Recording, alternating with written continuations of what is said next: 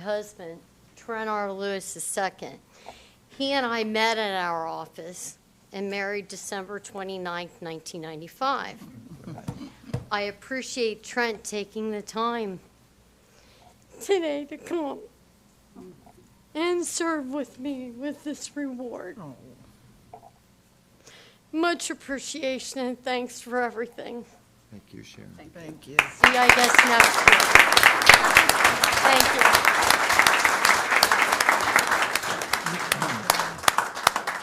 All right, we have one last recognition. This is an employee award recognition. It is not a 30-year recognition, but please come forward. This is for Jenny Lohman. Thank you for being here. I, too, am going to read what others have said about you, so you're here at your own peril. Jenny Lohman, Program Specialist with Hamilton County Recycling and Solid Waste District, has received 2 awards in the past 3 months for her outstanding work. In June, she received the Sustainability Advocate of the Year Award presented at the Midwest Regional Sustainability Summit. In July, she received the Innovator Award from the Solid Waste Association of North America, Ohio chapter, one of 6 Ohio solid waste professionals recognized by that organization. Jenny received both of these awards for her tireless efforts to reduce food waste. 40% of all food in the U.S. is wasted. Through her work, Hamilton County is in the forefront of this important issue. She has developed innovative resources and campaigns to encourage residents to reduce how much food is disposed of in landfills. Jenny has literally transformed the thinking of thousands of people about how to reduce food waste and maximize their food dollars. Congratulations on your awards, and thank you for all that you do for the environment, for the community, and for Hamilton County. Thank you. Thank you very much.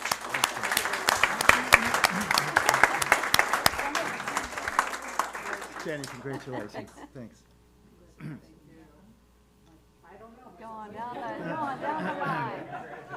And we're going to ask you for a photo as well. Yep. Okay. Thank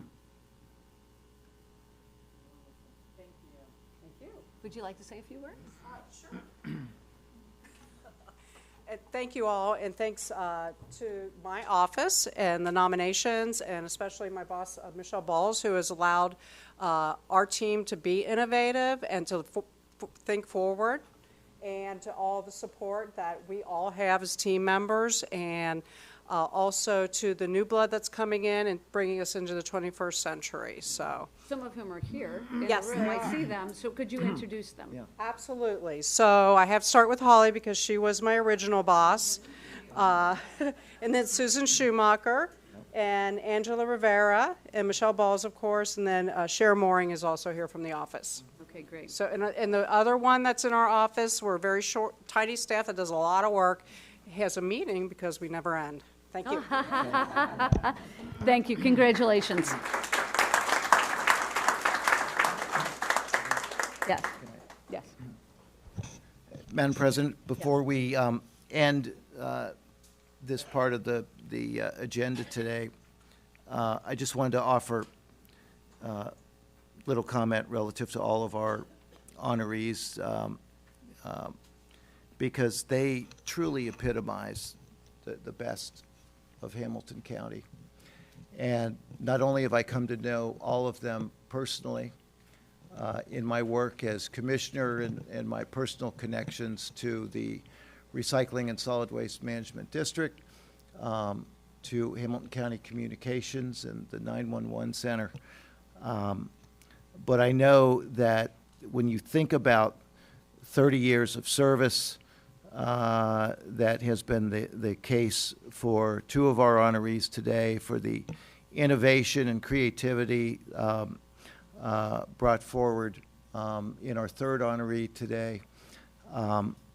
We have great people in Hamilton County who work day in, day out, not because they're paid so well, because they're not paid what they're worth, but because it is their calling and a love of service to others. And there's no higher calling that there can be than to do for others and to place the well-being and the benefit of others ahead of yourself, and they do that tirelessly, without complaint, for the benefit of all. And we all benefit, when you think about it, for our 30-year honorees, what that means, day in, day out, week in, week out, for 30 years, the lives that you've touched is an extraordinary mountain of good that's been done for so many people. Jennifer, the creativity that you've brought forward, and the new blood, I appreciate you recognizing that, because new blood and youth is really our future, and how they motivate us so much, and how you've been able to capture that energy and bring it forward with the support of the department and the leadership there is extraordinary work that is being done. So we're also very grateful, but I just ask, in closing on these comments, that we all walk away here thinking about what is being done, not just by the 3 we honor today, but by the thousands of other county employees who do the same thing in every capacity that they work, in every service that they provide, and what that means and what that does for us as a region, as a people, as a community, as a family.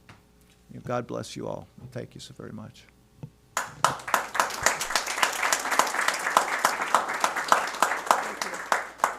Thank you. The next item on the agenda is public comment. I have a number of speakers' cards on particularly 2 different issues, both of which are on the agenda. So we are going to hold those until those agenda items come forward. But we do have one speaker that I believe is speaking on an item that's not on the agenda, and that's Herschel Daniels. Herschel, thank you. Herschel, correct me if I'm wrong, but I think, I don't see, oh, there you are. All right. Yes, you have the pleasure of the floor for 2 minutes. Thank you, Commissioners. I'm on my way to another appointment, but I wanted to stop by and let you know that last night I attended the final of the first 2 community engagement sessions on creating a new comprehensive economic development strategy for Hamilton County.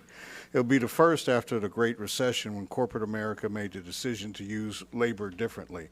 The gig economy is here, and educational systems with historically high failure rates that left many workers, mostly African Americans, unable to find employment that full-time and either part-time or find work at all. At that meeting, I told them the words of our county commissioners, and when you issued a proclamation on June 19th. Words I used in our commemoration of the 400th year of Africans in the United States of America this past Sunday at the Maine Public Library, in concert with an event in Georgetown Public Library in Washington, D.C., and Lamont Park, along with Fort Monroe. Now, this was public law, and it was based on the 400 Years African American Commission Act. And you said some really fruitful words called, "Be it resolved further that the Board of County Commissioners in Hamilton County does hereby today and every day recommit ourselves to defending the self-evident truth boldly declared by our founding fathers that all people are created equal.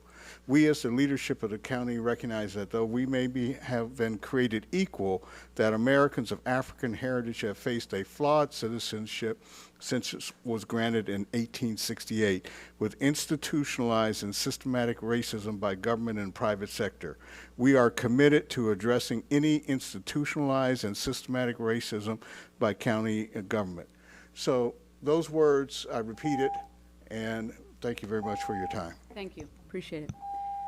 All right, so I'm going to juggle things just a little bit on the agenda to try to get the folks that have signed speakers' cards in front of us as quickly as possible. So one stack of them is related to one of the public hearings that we have, and that is the one we've talked about this one a couple times before, related to Harrison Avenue and the project there. So Ted, I'm going to ask you to come forward.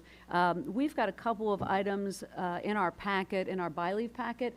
My understanding is we're only going to take up one of those items, and so if you could just kind of walk us through where we are right now, and then we will get to the public comment and then, yeah, move from there. Yes, please. Yes. Good afternoon, Commissioners. Good afternoon.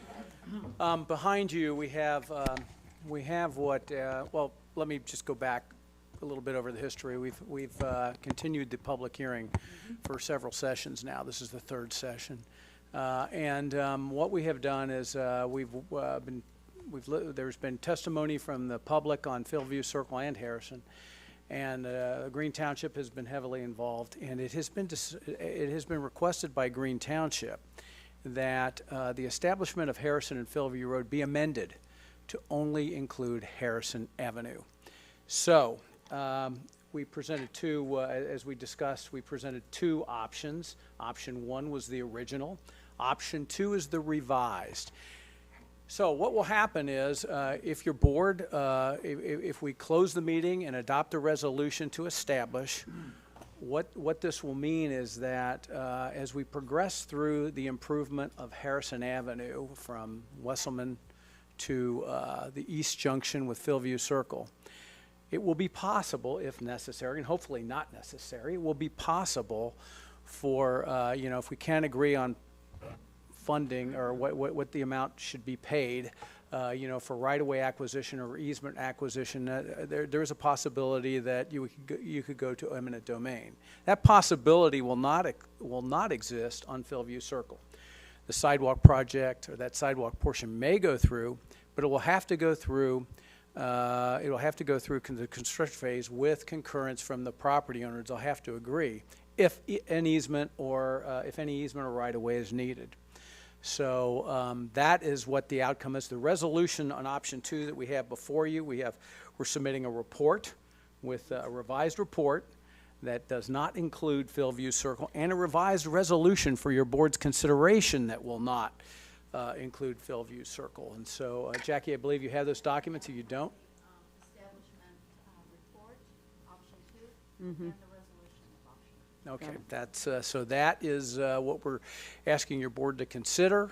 I think democracy has worked. People have listened, and people have stretched and bent, and that's the way it's supposed to work. So the public hearings were a good thing, and I think everybody is. I feel pretty good about where we're at right now, Okay, but of course thank it's your decision. It's your honorable board's decision. Okay, thank you. And so then, and again, in a nutshell, we've got two things in front of us, but the expectation is that we will take up the option that does not include the sidewalk that has been kind of the contentious part of this project, and move forward without that as part of the project. On Philview Circle. On Philview Circle, That's exactly. correct, yeah. Okay. With that, thank you for the overview. Okay. I'm going to run through the speakers' cards. Frank Birkenauer is here. There. Yes, there you are. Welcome. Thank you. Good afternoon. I just wanted to reiterate what the county engineer has stated, that on behalf of the Green Township trustees, we just had the best of intentions providing sidewalks for the safety of the community, but based upon the input from the residents, we would respectfully request that you exclude these from the establishment process at this time. Okay, great. Thanks. Thank you. Next, we have Patricia LaFleur. Good afternoon. Good afternoon. That's perfect that they're not doing that on Philview. I appreciate it. Thank you. Thank you. See, this is going to make for a shorter public hearing. It's all good.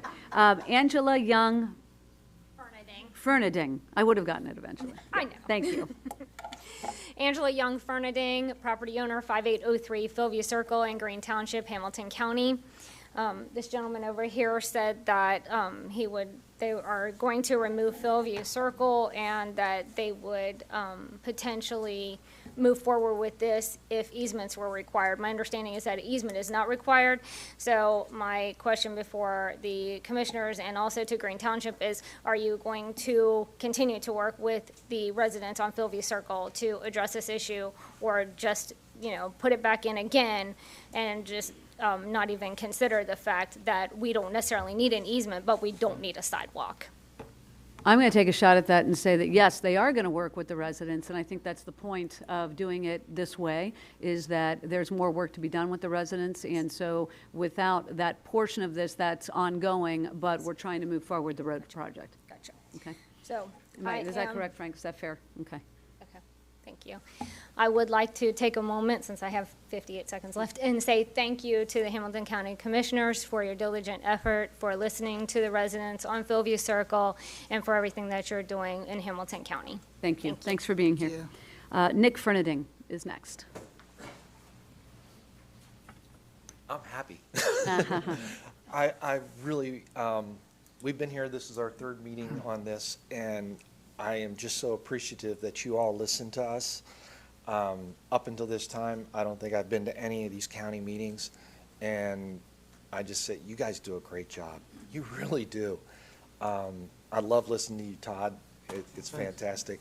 And I'm just so happy that they listen to us, and, you know, things are going to work out. So thank you very much. Thank you. And not just you, the guys in the township too, because they listen. Yes, we do need to pay some recognition, you're right, to the township. Joy Mahuda is next. Good afternoon. Good afternoon. Thank you for listening. My husband was stuck on a flight and he didn't make it here and he was freaking out, but I think he sent you some emails. Do want to say one thing. Thank you, township people. And their connectivity that they have, and they want these sidewalks. I want to address that maybe they should put some effort into the sidewalks to nowhere in Harrison, because Lowe's has had to have a sidewalk for 13 years, and the complete tear down and build of the UDF doesn't have a sidewalk, nor does the El Grande with its strip mall, O'Reilly's, Tire Discounters, Cycle Specialties, and the Green Township Administration Building. So maybe, and the list goes on, so maybe they should try to see if they can connect those things. Too bad the UDF didn't have to pay for that sidewalk when everyone else did. But thank you so much for listening to us, and you guys have a great day. Thank you, appreciate it. That is the last speaker's card related to this issue. And I do want to recognize all the work that's been going on in the background for a good month now, trying to resolve this issue to the benefit of both the township and the residents. So thank you all for all your efforts. So at this point, correct me if I'm wrong, we need to close the hearing related to this and move forward the resolution in front of us. So I will move that we close the hearing related to Harrison Avenue. Second. Yes? Yes. Yes. All right, and in addition to that, I'm going to move that we pass resolution establishing portions of Harrison Road, CR number 457 in section 22 and 23, Town 2, fractional range 2, Green Township, Hamilton County, Ohio, as provided for by section 5553 of the Ohio Revised Code. Second. Yes? Yes. Yes. Thank you. All right, that public hearing is over. Madam President, yes. can I make a comment? Yes. Just want to thank Green Township also. They were flexible in another project that we had, and I appreciate what they're doing, and they're listening, and what Ted was saying about democracy and the government and how it should work. Our last public hearing, I refused to close the public hearing until the residents were listened to, so I'm going to take a little credit for it. I feel good about it, and because we could have closed the hearing and been done with it, but I just appreciate you and Green Township. I appreciate the residents, because that's how it's supposed to go, and I could feel your passion about it, and so there's no way I could allow that to just be closed and not move forward. And you didn't have to agree, but you did. So I kept pushing the question, can we do it without the sidewalk? And we found out that we could. So this is I feel really good about today. So thank you. Thank you. Thank you all for being here. All right, we have another stack of speakers' cards related to, it's a consent agenda item. It's item number 20. And so with the deference of the commission, I'm going to move that one forward so that we can get to the public comment. Harry Blanton is here from HCDC. Harry, would you come forward and give us an overview of what is in front of us today? I know this is a two-part process, and so if you could tell us what's in front of us today, and then we'll get to the speakers' cards. Thank you, Commissioner Driehaus and all the commissioners. So before you today is a packet for the establishment of a community reinvestment area in Sycamore Township. This will establish the area so that we can send a petition to the state of Ohio for them to certify, if you do approve it today, this CRA. It does not mean that you'll be approving any commercial project that might be proposed in the area. It will mean that the residential projects could go forward, assuming the state certifies the CRA. That's kind of an overview, but I'd be happy to answer any other questions. Okay, thank you. If you wouldn't mind sticking around, we've got some speakers cards, and we might have to have you answer some questions.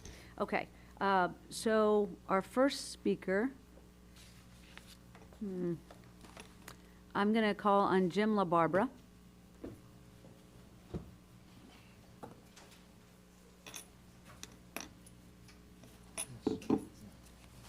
And Jay Janis, you're in the wings. Good afternoon. Thank you. This is the battle in Sycamore Township. On one hand, we've got the residents. On the other hand, we have the wealthy developer who won't downsize the project. The big problem, they refuse to downsize. I'm the Sycamore Township trustee who voted no. Capital calls me an obstructionist. When I said no, I backed my answer up with 7 pages of documentation, history lesson. This was a done deal before I was elected a year and a half ago. Regional planning recommended denial, too dense. Sycamore zoning denied. Capital's own traffic study showed a projected 9 lanes of traffic on Kenwood Road. There are 4 lanes today. 8 public meetings attended by hundreds of people who all overwhelmingly objected to this. The residents paid for their own lawyer, Tim Merritt, to represent them. However, they can't afford to pay high-priced lobbyists to work on their behalf and give generous campaign contributions or favors. Cincinnati Enquirer front-page story included pay-for-play, pointed to $10,000 given to trustee Tom Weedman from Capital in a hidden LLC shortly before Election Day. Now Capital is asking you for a huge tax abatement through a CRA, a slap in the face to the residents. This tax abatement is a large amount of money that is taken from the taxpayers and never, ever is recovered. Talk about the money from this project. It'll generate about $400,000 a year. We get that, almost that, from one building on Montgomery Road, $375,000. Harry Blanton, HCDC criteria related to despair. They did a walk-by inspection. I was in the building for 2 hours, old but very nice. Capital spent over $10 million for this, not an economically challenged area. Common sense. This area doesn't need a CRA to spur development. Capital owned or controlled these structures over many years prior to this survey. If the present conditions of these structures include evidence of disinvestment, then the fault lies with Capital. The conditions identified reflect lack of corrective action by Capital and essentially are self-created, self-inflicted, and self-serving. This is just another way Capital wants to go around the will of the people in Sycamore Township and overbuild. I'm asking you, no, I'm begging you to please stand up for the residents, deny Capital Investments CRA request. Thank you for the opportunity to speak. Thank you. Appreciate it. Jay Janis is next. Good afternoon.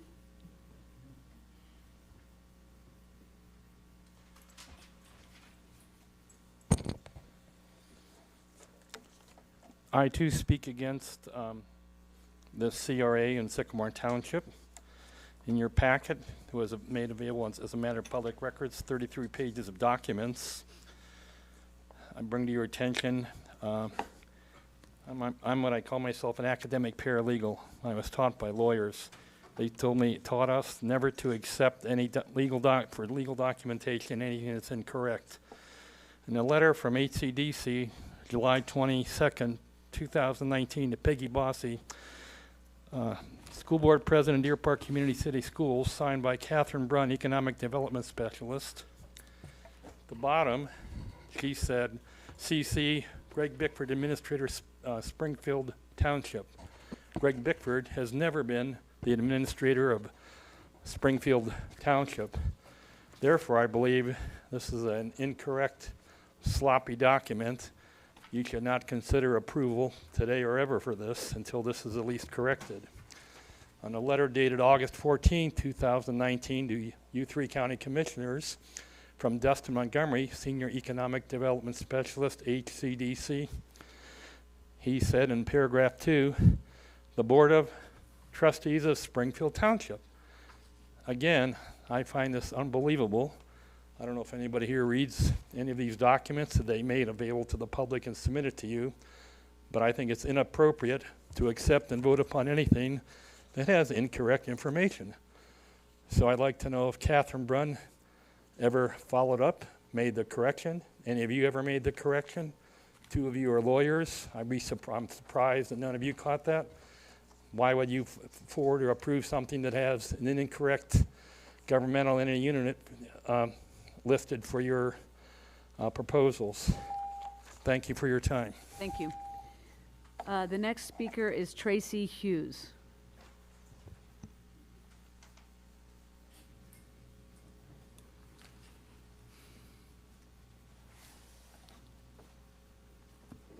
Hi, good afternoon. Thank you for the opportunity to speak in opposition of the HCDC resolution creating a CRA in Sycamore Township. A CRA request is initiated by a township to encourage new investment in areas. In this case, Capital Investment started assembling this land 5 years ago. In 2014, they started. There was no encouragement needed over these past 5 years in buying 7 acres of land and spending, according to their own sworn testimony, over $12 million on 7 acres. That's $1.7 million per acre. No encouragement is needed to invest here. Capital has owned most of these properties for 2 years or more. They have done nothing to these properties as they were planning to raise them anyway.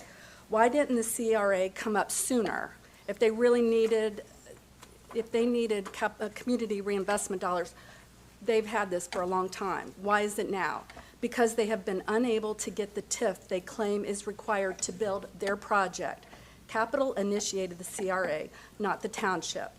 Capital has stated they got caught in the politics of Sycamore Township. That is not true. They got caught in the will of the residents who voted to change our trustees, how they do business. We are not obstructionists. Jim LaBarbera was elected to stop the pay-for-play in Sycamore Township. This project was denied by Sycamore Township zoning.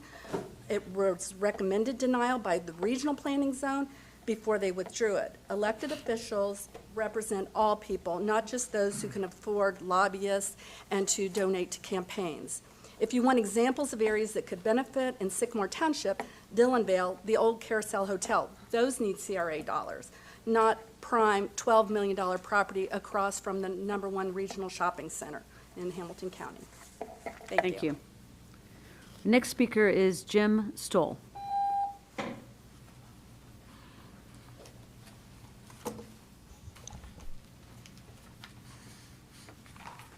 Hello, Jim Stahl, Director of Business, Deer Park Schools. Just want to say that on behalf of the school district, from strictly business and monetary standpoint, the school district would like to see the project come to fruition. Thank you. Thank you. Thank you. Harry Holbert is next. Good afternoon. Good afternoon. Thank you very much. Harry Holbert, Sycamore Township Planning and Zoning Administrator. So I'd like to change the tone just a little bit in regards to the positive part of this. One, it was approved 2-1 by the Sycamore Township Board of Trustees. There were numerous public meetings. There was a lot of response from the residents. There was a lot of response from the developer and so on. And the majority of the board did vote to approve this. In addition, I am told that the revenue to the county will not decrease. I'm also told that they're looking at a 15-year term and that the developer is working out an agreement with the school district, which we all know is very important. The other thing I'm told is that the hotel tax will also go back to the county, so there'll be additional funds there. Most importantly, this development will help our community. While the traffic studies and concerns are Hampton County Engineers Department, we are concerned with the traffic. We are obviously concerned with the viewpoints that we have from our residents, and we take all that in consideration. As far as the Planning and Zoning Administrator, I look at this as a positive to our community and helping to contribute economic development dollars, not only back to social programs, infrastructure, economic development and parks, but also back to public safety, which is a concern for all of us. That's all I have. Thank you. Thank you. Our next speaker is Christian Dion.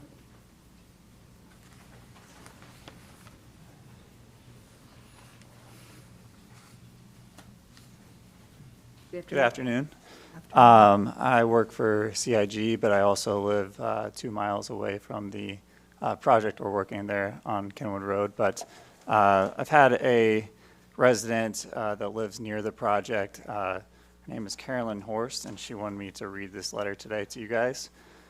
It says, congratulations on your approval for your newest development, the Gallery at Kenwood. I met with you and an associate at one of the Sycamore Township public hearings last fall.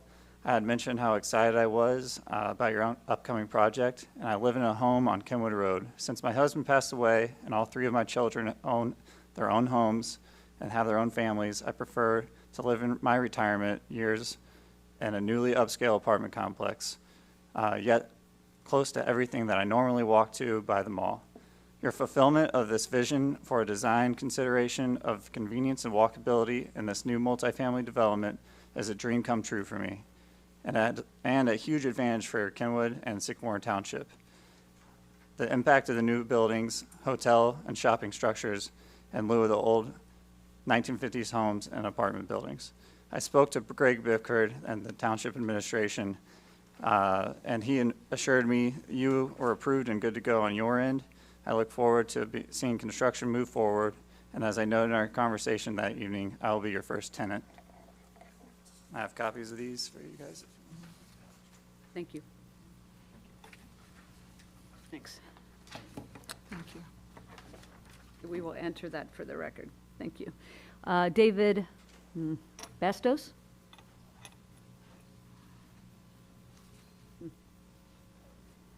Good afternoon. Thank you very much, and thank you for having me up here, Commissioners.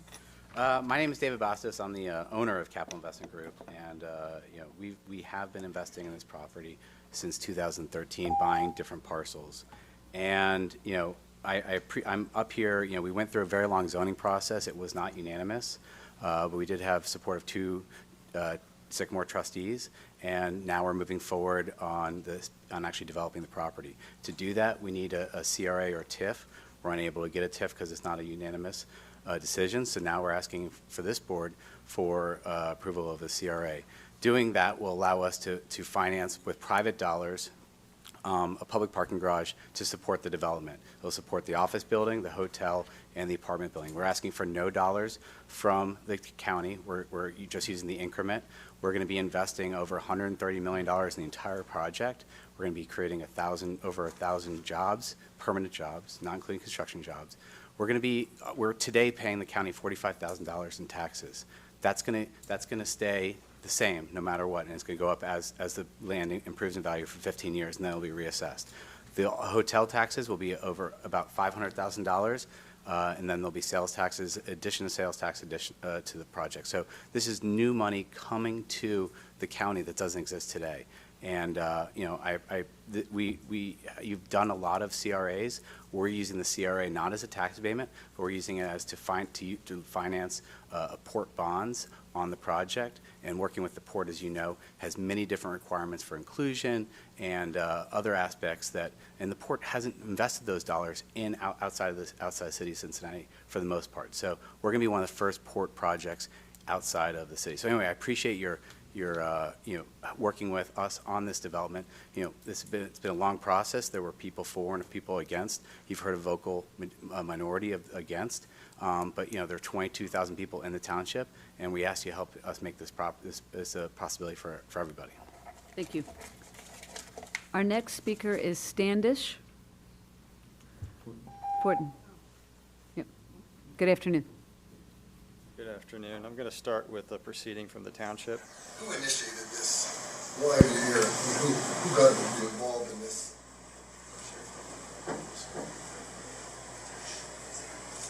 I believe that we were contacted by the developer and said that they were interested in it, and so then we contacted the township to see if they were interested in moving forward. Now, somebody evaluated that property, am I correct? Yes, so as part of our work, we conduct what's called a housing survey, and that legally has to be submitted with the application to the state and also with the county commissioners to evaluate whether the area is kind of qualified per the terms of ORC for the CRA. And who exactly did that? Do you have a person's name? Yep, I did. So you went back there and you said, this is a depressed area? I did not say it was depressed area. It was not a depressed area. So No, we simply document that the word conditions. specifically, yeah. So we document the conditions and we look for, property that may not be maintained, or we look at the overall area and pull samples of where, we think there could be some new investment because again, the property level has not been maintained, or it could use a little bit of fixing up. But the certification is done by the state, so we submit the data, they determine if it meets the requirements. You're all familiar with the rest of the process, I assume. What you heard was Harry Blanton, testimony in front of the trustees, and Mr. LaBarbera asked some questions. As you heard, the township did not approach HCDC. The developer did. You heard it actually today from the owner of CIG that the HCDC CRA is not going to be used appropriately. Where is the due process? I think it lies with you three. Thank you. Thank you. Our final speaker is Glenn Hargis. Close? No? Hughes. I'm sorry, Hughes. Yeah. Thank you for your deference. Hi, my name's Glenn Hughes. I live in Sycamore Township, and I've been opposed to this project for probably 2 years. It's too big, it's too dense, and to give them money to get this off the ground is like giving food stamps out in Indian Hill. There's places that could use it better. And I think it's just, when you have to borrow the money to put a down payment on an automobile, maybe you need to pick a different automobile. So that's just how I feel. Thank you. Thank you. Thank you. Appreciate that. So this is on our consent agenda, along with another CRA related to Springfield Township, as was noted earlier. And this is part of a process to establish the CRA, but this is not the end of the process.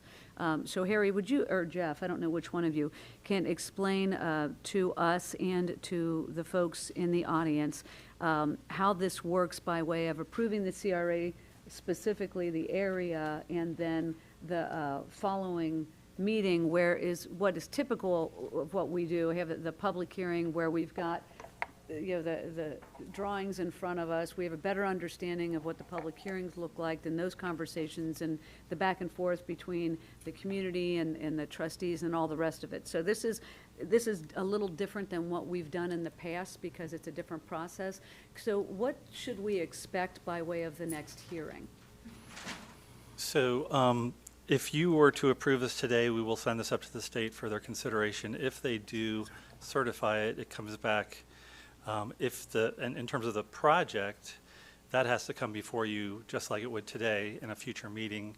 The company hasn't actually even applied to us yet, so until they apply, we really don't know a lot of the details about the project. We know some of the details, but we can't really speak about that until we get an application. So what happens is when they apply, it would come right before you again, just like it is today at a county commissioners meeting. The public will have the chance to comment again on that specific project.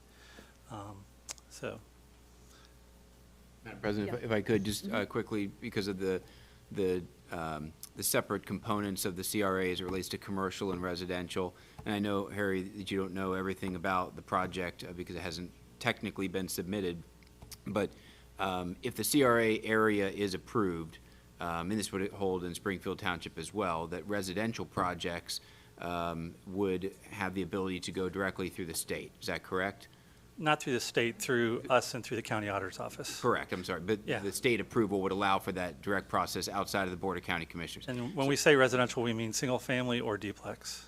Right, exactly. So I just wanted to understand if you knew at this point in time whether there was any aspect of the project that would go through that route, or if it would all fall under the commercial. Not as far as we've heard. Okay. All we've heard about is commercial. It's a very small area if you look at your packet. And so what's planned there is a commercial development. But if they decided not to go forward with that, they could do single family, and that would go forward without county approval, because the state would have certified it. And I'd just like to address a couple of things that were said. Obviously, there wasn't a typo in the cover letter and in the community, and we apologize for that. As far as the developer coming to us first, I think that's totally appropriate for a developer to do their due diligence and reach out to the people who administer these programs to find out what's available and what can be done. After they approached us, we approached the township to see if they were even interested in going forward with this. So the township was brought in right away. So it wasn't like we were working with the developer for a long time without making the community aware of it or anything like that. So I think it was appropriate the way that we handled it. Thank you. All right, questions and comments? Thank you, Madam President. This is a confusing one for me. The last hearing that was held as it relates to the CRA opportunity was in the last fall, is what I heard. Has there been a hearing of residents? I'm not sure what you're Well, I referring to, wrote down Commissioner. last fall was the last hearing that residents were there, and there were like 100 residents that I think spoke it was out. more recent, maybe in the last 6 to 8 weeks. Harry, do you remember the date? I didn't hear you. Do you remember the date of when we were before you guys for the residents to give input? Was that July 2nd? She's talking about the 100 people. Right. that were there. That was the trustee meeting where we had our, they were presenting the count, the 100 is the zoning. Okay, and that was last fall? Yeah. The project received its zoning in December. Okay, and that's when you were saying residents were not in favor of it? And sorry for my Okay. confusion, there was a recent meeting, July 2nd, where there were residents and also trustees were all there, so I thought it was a public meeting. Okay, but in addition, it sounds like you're really trying to, not you, but by getting the CRA circumvent what the trustees, you had 2-1 that agreed on this development. You couldn't get the TIF, so you're going for the CRA. So you're kind of circumventing that trustee that represents all those residents. And so I'm just wondering why the trustees are not able to work together as we talk about democracy, work together to make some adjustments rather than coming to us for approval of a CRA. Just really not comfortable, wondering about having another public hearing with residents there so I can hear some of the residents as it relates to CRA and also the development. So I'm not comfortable at this time to vote for this. I won't talk about the other one now, but I'm just having some issues. It's like it's being forced down our throat because the other trustee didn't agree, so we're going to go around him or those residents that were against it and get a CRA, and I'm not comfortable with that. Okay, thank you. That's all I have. Commissioner Fortune? Yeah, Madam President, thank you. One thing I heard today that is new to me, I guess, is, I've always understood that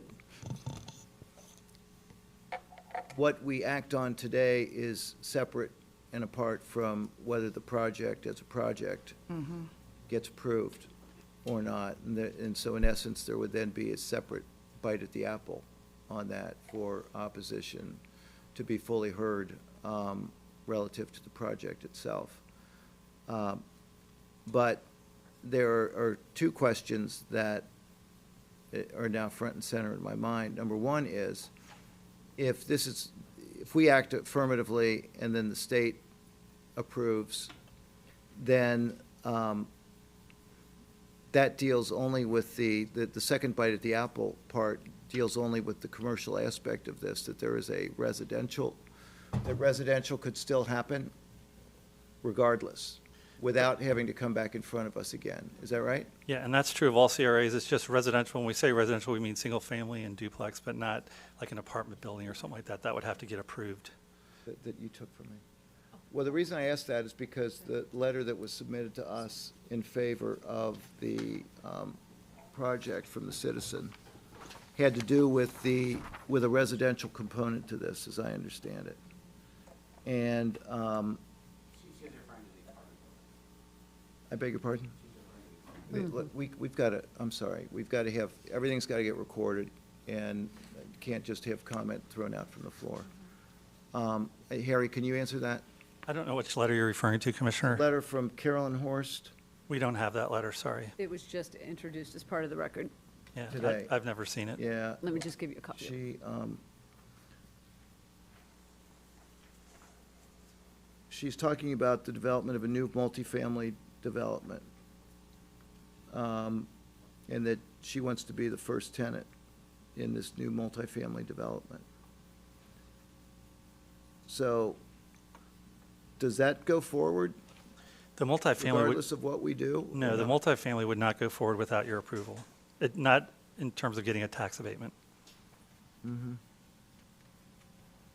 Only duplexes and single family would go Okay. forward without your approval. All right. So that may or may not address one of the issues of density, I guess. Density applies both to the commercial elements as well as the residential component. But second, is the whole issue of not being able to get a TIF, so let's find another way to get the same economic benefit and use a CRA.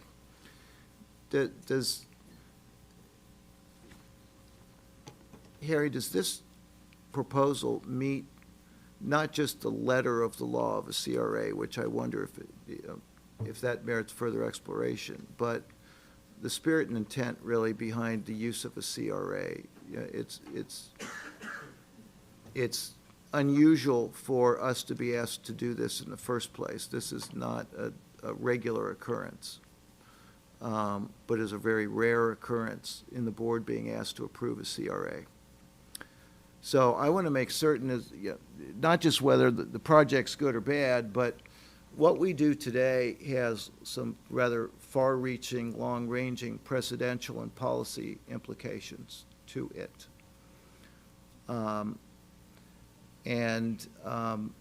As a board that's being asked to adopt and approve an application for the use, for Community Reinvestment Act designation, I want to be absolutely certain that the area in question fits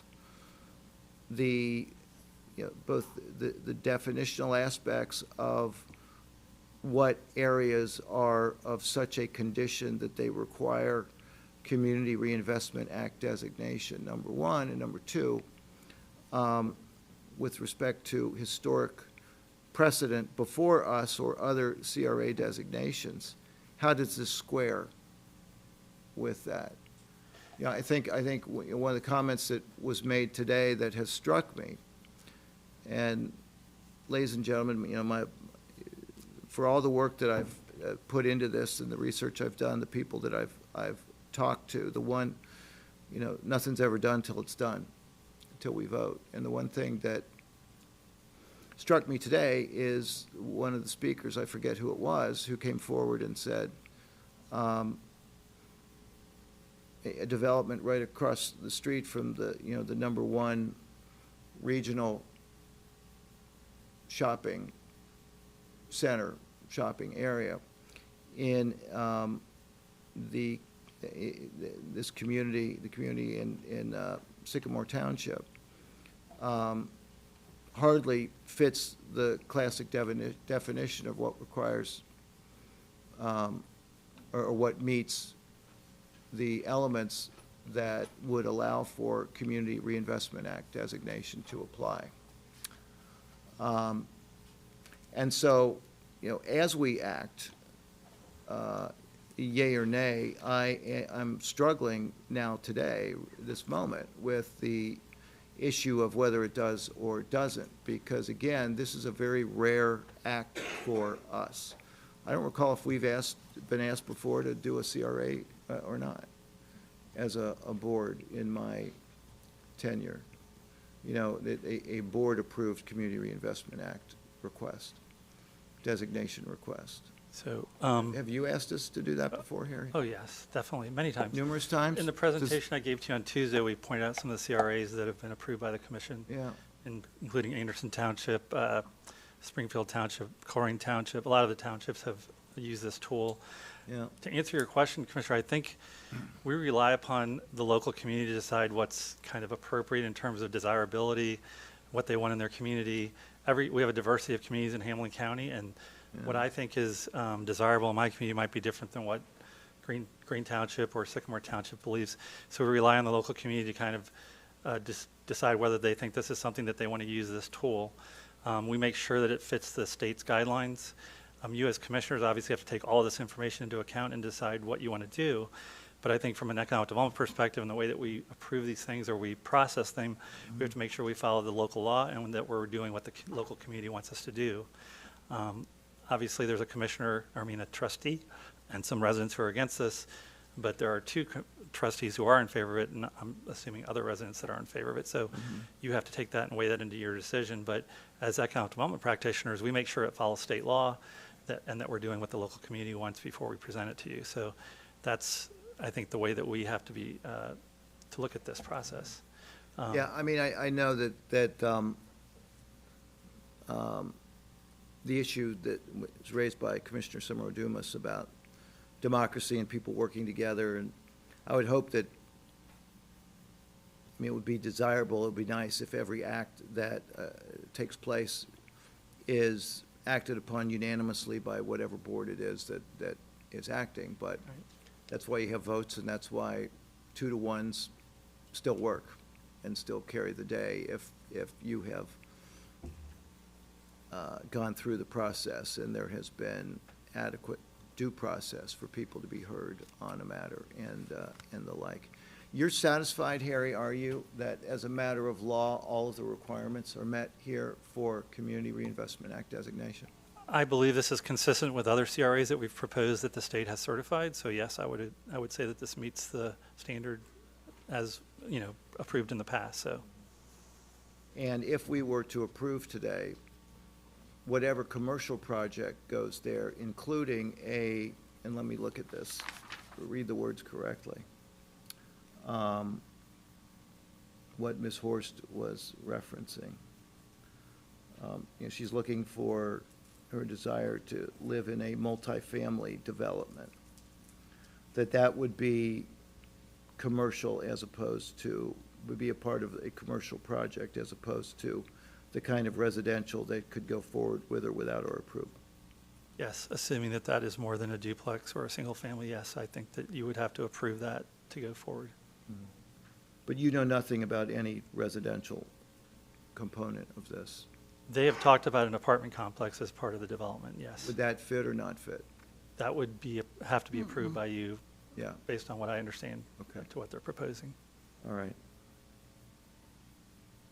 All right, well, that's all very helpful. Harry, thank you. Sure, thank you. Okay. Madam President? Yes. We were saying about democracy, and the 2-to-1 did not work because they were not able to get their TIF, so they had to come for the CRA. And obviously, the reason why you need a unanimous vote on the TIF is that's how important that decision is to do that in that community. So and I've said it before, and I'll leave it there, that was there any way that any kind of compromise could have gone? Because that would be like you and I voting for something, Todd votes against it, so we go around him to figure out how we can get it done. And I just think people just need to try to figure out how they can work it out, because Mr. LaBarbera, he represents lots of people in that community. I mean, I don't know how many, but was there any way to work it out rather than circumventing again and coming here and have us do it? As Todd was saying, it is a precedent that we're setting. We've done it before, but we've done it before under the same circumstance. I doubt it, but I just, as I said earlier, I'm not comfortable with it.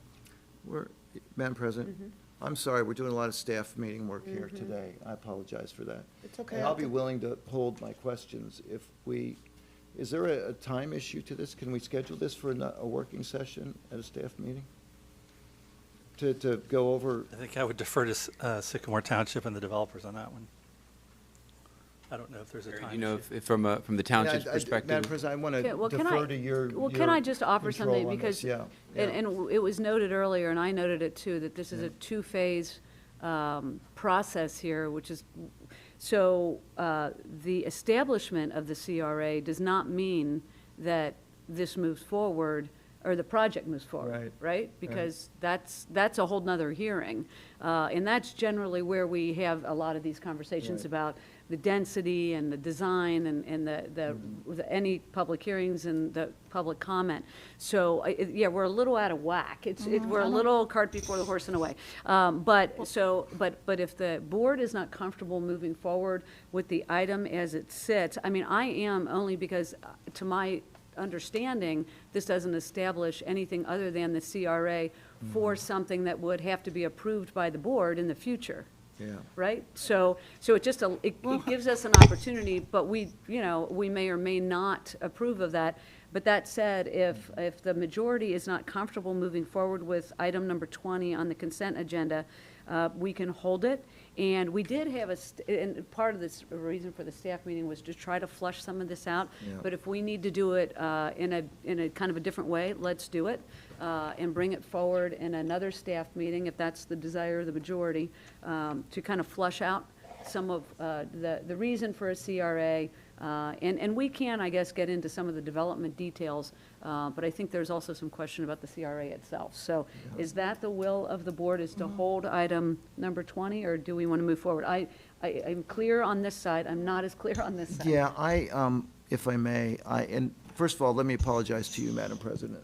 No need to apologize. Well, the discussion staff meeting, I acknowledge that because of my health issues that have arisen since April, I have not been at every meeting, and I may have missed that. Did you miss that one? Okay. I'm trying to recall if I missed that one or not. Regardless. Regardless, it's my responsibility to be prepared for today, and yet some comments that raised today have created a little sense of uncertainty in me. Okay. Irrespective of whether I was at that meeting or That's right. or not, just about the whole use of CRAs in general. Okay. I would simply ask if there's not a time sensitivity to the matter. If there is, I would acknowledge that on balance, based upon what I know about this project, the entirety of it would require a separate hearing coming before the board. And I also acknowledge that the township has a right to designate those areas that it wants to have considered for CRA coverage or not. So I don't want to inappropriately step on the toes of the decision by the township, whether it's unanimous or 2-1. Either one is a valid enforceable vote by the Township Board of Trustees representing the will of the township by virtue of the duly elected members of the trustees. But if we could have another week on this, and that's all I'm asking, is just another week, so that we aren't doing a lot of staff work at our meeting today. And I apologize to all of you good people who are here today expecting maybe an up or down vote on this. It's my fault, in part, okay? So, or in whole. I accept the responsibility, so I apologize to all of you for having you come down here, expecting there to be a vote that I'm not prepared, having listened to the discussion today, to make. But I guess there's also a lesson in that too, which is until, as long as the public has an opportunity to speak, and until we cast our vote, nothing is done. And that's why you have the right to speak at all of our meetings before we vote. So I'm just simply asking for another week, Okay, Madam so President. let's take, I am going to move that we hold on item number 20 on the consent agenda and have a conversation at our next staff meeting, which is Tuesday, related to this issue. So that's my motion. Second. Yes. Yes. Yes. Okay, thank you. Thank you. Thank you all for being here. All right, we have another public hearing. It is the hearing to consider modifications to the Hamilton County Stormwater District rules and regulations. Administrator Aludo, who is going to present on this? Todd Long from the Oh, hello, Hamilton County Todd. Engineer's Office is here. Thank you. Hi, Todd. Thank you, Commissioner. For the record, I'm Todd Long with the Hamilton County Engineer's Office. I'm a deputy engineer, and I work with the Hamilton County Stormwater District. So for the record, our subject of our hearing today is proposed amendments to the Stormwater District rules and regulations that were adopted last in 2009. The purpose of our hearing is to allow for the public and the interested parties the opportunity for review. We are following administrative procedures as set forth by the Ohio Revised Code, Chapter 30779, for the applicable rules and regulations. We've already submitted on July the 18th the resolution establishing the 2 required hearing dates, the first hearing date being today, August 29th, and the following hearing date, should we be able to conduct a closure of our hearing today, is scheduled presently for September 5th and a following week. The notice of the hearings were circulated in the newspaper of general circulation as required, and we are going to put forth resolution to adopt rules and regulations after the closure of the second hearing is procedurally part of this. The rules and amendments would then take effect on the 31st day after the approval for the record, should that occur. So I'm going to give you a quick summary of the proposed modifications to the rules and regs for the record. The rules and regulations were implemented in conformance with the requirements of the Ohio EPA, what they call Municipal Separate Storm Sewer, or MS4 General Permit. That's the permit by which the county and its co-permittees have been operating under for the National Pollution Discharge Elimination Phase 2 rules and regulations for discharge of stormwater and the environmental impacts of stormwater. There are 3 separate articles which we are proposing modifications to. Article 1 being the definitions section, so there are some functions of that are some terms that are changing and being added. Article 3 is our earthwork regulation, sometimes referred to as erosion and sediment control regulations. And Article 5 is our post-construction rules and regulations. So those 3 articles are part of the requirements. These changes are being necessitated by modifications from the Ohio Environmental Protection Agency's Construction General Permit. The Construction General Permit is brought into the fold with the Municipal Separate Stormwater General Permit that the county is under. So rules stipulate at the state level that when those changes occur, it necessitates a change in the rules and regulations that we have. And those, the OEPA's Construction General Permit was last changed on April 23rd, 2018. So what we're doing is submitting these proposed changes to allow for us to be in sync with basically the law of the land at the state level at this point. Effectively, these changes in large part add administrative, procedural, and technical requirements to the 3 articles that I was discussing.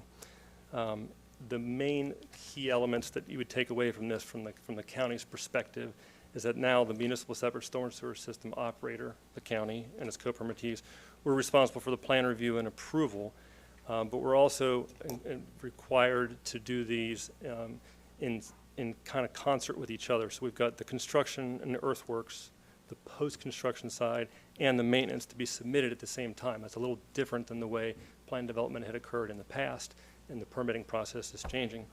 So it's going to require the county as the MS4 operator to issue their approval before the state would do so in their notice of intent from the Ohio EPA. And it requires concurrent reviews by the 2 different departments, the Department of Planning and Development and the Hamilton County Stormwater Conservation District, to do their work to be able to get these plans submitted. So that's my general synopsis of the hearing. If there are questions of me, I'd be happy to try to answer them. Are there any questions or comments? I have no questions. No questions. Okay. All right, thank you. So our next step here is? Our next step would be to close this hearing, and then I would be submitting, well, the hearing would be, so the second hearing would be the following week from today. So I will move that we close the hearing. Second. Yes. Yes. Yes. Thank you, Commissioners. Thanks, Todd. Appreciate it. All right, we're going to go back to the beginning of the agenda, or right after public comment. Comments and motions from commissioners. Commissioner Summer Odumas. I have no comments today. Okay, Commissioner Portin. I have one thing, Madam President, and actually, thank you for deferring to me to introduce this. So this truly is a joint resolution, I think, on behalf of all three members of the board. So I would like to offer it as such. And this is a resolution calling for legislative action in the wake of the recent mass shootings to reduce gun violence in places of public accommodation and across America. The mass shootings in El Paso, Texas, and in Dayton, Ohio, just less than an hour north of us, have weighed on the consciousness of the public in a signature way ever since those events took place. I think we're seeing renewed interest across the nation for legislation to take place, certainly at a minimum by the United States Senate to act on a companion piece to that which has been approved by the U.S. House of Representatives, H.R. 8, for the purpose of assuring that the American people, every survivor of gun violence, will know that the federal government is finally willing to act on this matter in a way to offer greater protections from this constant onslaught of gun violence that continues to plague America and to which no community is immune. There was a recent rally at City Hall that occurred as a consequence of Ohio Representative Tim Ryan's efforts at drawing attention to the failure of the federal government to act in concert with the Moms Demand Action grassroots initiative and the student mass initiative around legislation being taken or being approved in connection with this. In addition, I would add that not only is there movement and action that should be taken at the federal level, but also at the state and local level, including following up on the initiative that we unanimously advanced as a board a year ago to take a look at what we might be able to do on our own toward acting or implementing measures that would work to reduce the likelihood of mass shootings taking place, especially at schools. So I have a resolution that I'd like to introduce that addresses all three of those areas and ask that we consider taking action on the matter in the resolution that I am bringing forward and moving for action subject to debate and vote by the board. Okay, so is that a motion? It is a motion. I'll second. Yes, thank you. Any questions or comments? No comments. I just want to say that I'm fully supportive. I also attended the rally out in front of City Hall and am fully supportive of us doing what we can related to gun violence in this country. I was in Dayton last weekend, and it's hard to believe that happened in the Oregon District up in Dayton. So fully supportive of the document you've got. So Madam President? Yes. Yeah, and as I've shared, I don't think publicly at a meeting like this, but did discuss at the rally as well. My cousin, who's an attorney in Dayton, does a lot of volunteer work for Catholic Social Services in Dayton and was directly involved in the case of a family who was fleeing violence in Eritrea by way of Malta. They came to the U.S., settled in Dayton, husband, wife, and their 5-year-old daughter. And the husband was one of the Dayton victims in that shooting.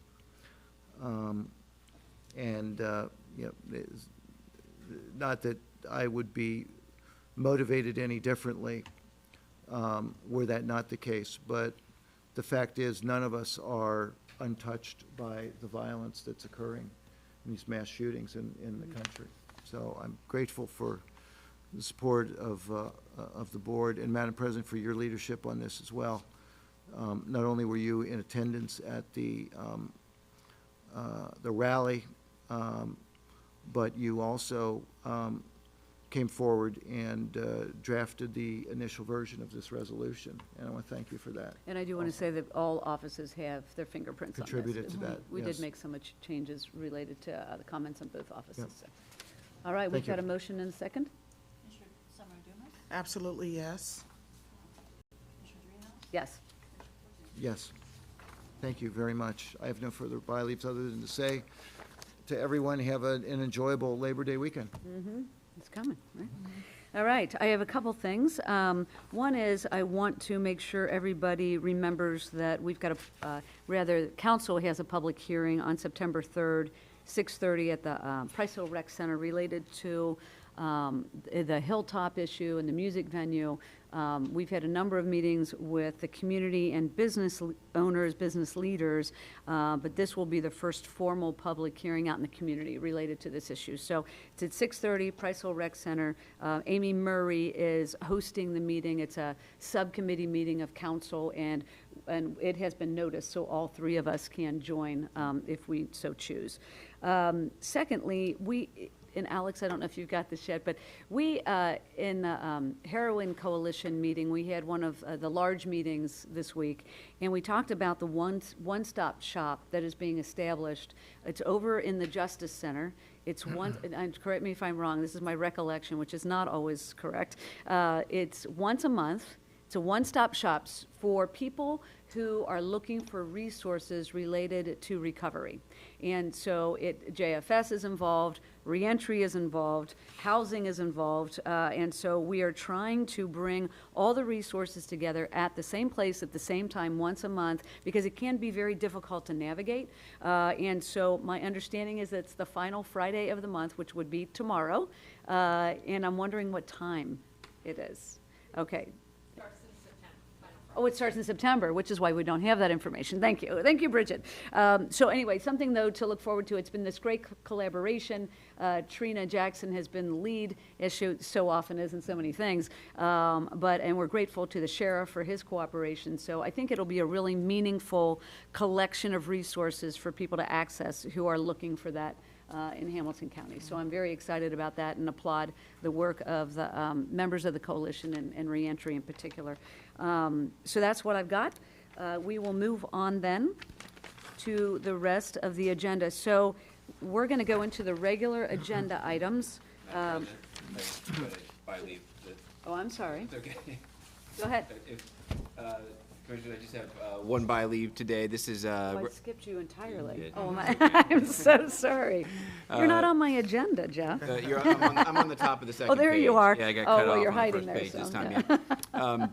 This is a resolution accepting the report of the Fact Finder and State Employee Relations Board case number 2018 MED 060563 relating to the International Union of Operating Engineers Local 20, the Stadium Facilities Security Specialist 1 and 2.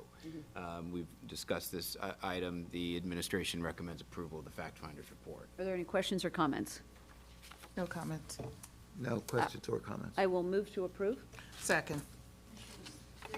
Yes. Yes. Yes. Thank you.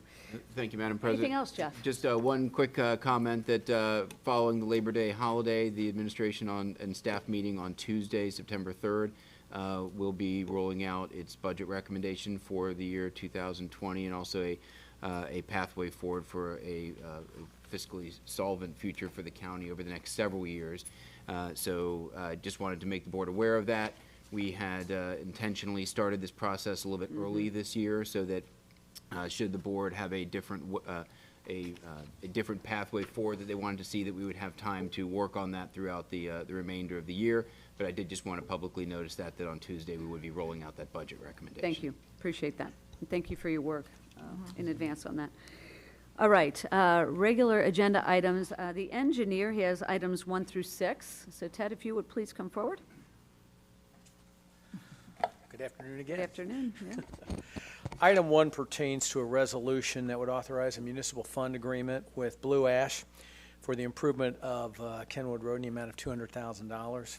Item 2 pertains to a municipal road fund agreement with the City of Reading for the improvement of Columbia Avenue and Benson Avenue in the amount of $120,000. Item 3 pertains to an agreement with Indiana and Ohio Railroad for a new at-grade railroad crossing at Kirby Road. That would all be funded by, it will involve no county funds. Item 4 pertains to setting the viewing and hearing date for the establishment of Kugler Mill Road from Blue Ash to Montgomery Road. The viewing date in the resolution is October 1st, 2019, and hearing date would be October 10th, 2019. Item 5 pertains to a resolution that would commence the bidding process for a very much needed landslide correction on Cliff Road, Miami Township. We actually moved this project up a year. So this is something that's very, very much needed, and we are trying to expedite this as much as possible. Item 6 pertains to another Harrison Road improvement that would begin the bidding process, or the bidding process for an improvement that would run from Old Rybolt Road up to Veterans Park. It involves taking out the concrete that, the test section that was built about 15 years ago. It's very rough, but it also involves drainage improvements that are very much needed. Some of the drainage problems that we've had at Old Rybolt and Harrison have actually occurred because some of the storm sewer lines that were put in with the interstate are clogged and cannot be unclogged. So we're going to be fixing those. We're going to be taking corrective action so that will drain much, much better. So anyway, and again, we thank Green Township for all their help in the Ohio Department of Transportation as well. That's all I have. If I'd be glad to answer any questions. Okay. Any questions or comments? No questions. No questions, just comment. Ted, thanks to you, staff, ODOT, and Green Township for that Harrison and Rybolt stormwater mess. It is a mess. It is bad periods of rainfall, it's all shut down. Not even bad periods of rainfall, it's shut down because of the flooding that occurs there, right at that interstate interchange. So it's actually the storm sewer is very deep, and we can't get to it where the clog is. And again, it was built many, many years ago. And so we did take some corrective action, which has helped some. But we still have problems, and it needs to be corrected. So we're really pleased that everybody worked together. And I know this is a little off topic, but hey, go Bearcats tonight. We got a big game tonight, and wow! I hope. For the record, Ted just flashed us. Our county coroner has mixed loyalties. I think, I've talked to her about it. She better be wearing red and black. I know she went to med school at UCLA, but she's a Bearcat too. She got her undergrad degree in electrical engineering, so I expect her to wear red and black. All right, let's not get too far down that road. All right. All right, very good. So without any further ado, I will move to approve of regular agenda items number 1 through 6. Second. Yes. Yes. Yes. Thanks, Commissioners. Thank you. Have a good Thanks, day. Thank you, Ted. Ted. Appreciate it. Happy Labor Day. All right, MSD is up next, items 7 through 10. Jack Rennekamp is here. Good afternoon, Good Commissioners. afternoon. Jack Rennekamp with the Metropolitan Sewer District. For your consideration and requested approval is items 7 through 10. These 4 items are all relative to sewer assessment projects. Item 7 is in Colerain Township for the Maple Knoll Drive local sewer, and it's requesting the board establish a public hearing date of October 24th, 2019 at 1:15 for this project. It is a petition project which receives 60% of popular support among the 10 benefited properties. Item 8 through 10 are all located in Green Township. These are both local sewer and local sewer lateral assessment projects. They're all requesting construction. These projects are all being brought forward based upon approval, 100% approval of the benefited properties. In the situation of item 8, Briarley Creek Road local sewer, there are 5 benefited properties. And for items 9 and 10, each are local sewer lateral assessment projects on Jessup Road in Green Township and Work Road on Green Township, each serving one property owner each. Again, those property owners have agreed with MSD to waive their rights to a public hearing, which they're afforded under Ohio law, and to move forward with MSD constructing the project. Okay. Be happy to answer any questions of any specific details. Any questions or comments? Madam President, inquisitive about all of them being in Green Township. Are they on the priority project list, or how did this happen where all of them are Green Township? Typically not on any project priority listing. It's sort of catch as catch can based upon when the project has been requested by property owners to be brought forward. There is within Hamilton County's Public Health Department a prioritization list. It used to be labeled as the Dirty 40 and now Dirty 120 or whatever number there are of properties that have failing household treatment septic systems. These projects, as far as I know, are not on that list. Those have taken precedence when they can, as they're brought forward to your commission to consider and to remediate. But these are not among those listing of priorities that the health department or health district listed. So you also have other neighborhoods that have requested some of this being done? There's a Yes. huge list of it. Yes, Okay, Commissioner. okay. Thank you. Well, but and just to follow up on that, because I was thinking the same thing. Some of the areas that are unsewered are obviously the ones that are going to come forward. What other communities, like Green Township, have a lot of unsewered residential property? In a broad brush response, generally, the majority of metropolitan Greater Cincinnati is sewered, but there are certain areas within western Hamilton County as well as pockets within eastern Hamilton County and even central Hamilton County that remain unsewered, that weren't developed either with sewers by developers now going on 50 years plus, or they were isolated, and certain areas in Green Township and Colerain Township, they were isolated and developed with the home sewage treatment systems.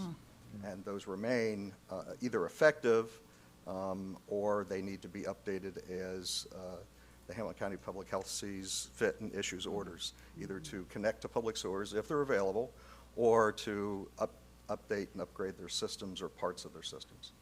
Right, so it's just it's that the occurrence is higher in some of these areas as opposed to others. Correct. Yeah, because we see a lot from Green Township. So, all right, very good. Commissioner Portun? No questions. All right, and I know that we've consulted with staff, and staff concurs with these items, so I will move to approve of items 7, 8, 9, and 10 on our regular agenda. Second. Yes. Yes. Yes. Thank you. Thanks, Jack. All right, we are going to move to the consent agenda. We have decided to hold item 20, so I will move to approve of items 11 through 19 and 21 through 26. Yeah, I'll move to approve. I had a discussion. Can you, well, if you second, then we'll just go. Okay, second. Okay, any questions, comments? Yes, Madam President, I was wondering if we could defer item 19 for a week also as it relates to the community reinvestment area, to be consistent. My understanding is there is no opposition to this, but as it relates to creating a CRA, I understand the recommendation. So is there any time element here, Jeff, that we need to worry about? I don't know that there is a time element per se. I did speak with Township Administrator Gilbert this week about the item. He did not indicate any specific opposition. I don't know, Holly, if you'd had additional, or Dustin, if you'd had additional discussion on the issue. Oh, I'm sorry, Harry is still here.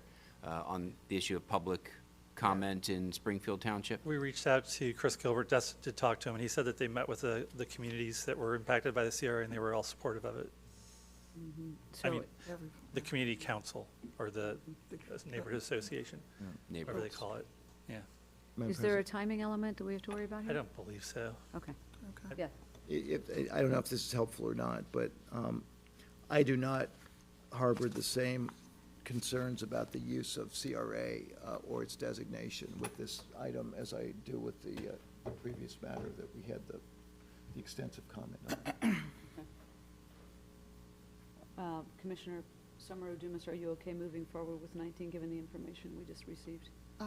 I would like to delay it for a week if we could. We're, Okay with you? All right. Yeah, that's All right, fine. would you, Thank you, I appreciate it. yeah, and let them know that, we're just not aware of any timing elements, so hopefully a week won't matter that much Yep. to them in Springfield Township, but appreciate the idea that everybody concurs on that one, so. Thank you. All right, very good. So we will hold items 19 and 20 then. So I'm going to redo my motion. I think, if it's okay, let's just hold it a week. Okay. Yeah, hold that one, because we're going to have a more broad discussion about CRAs in general. All right, so we're holding both items 19 and 20. And Commissioner Portun, and Commissioner Summer Dumas, was it your intent to have item 20 taken up at a staff meeting, or just this broader discussion about CRAs? Talked about it at a staff meeting.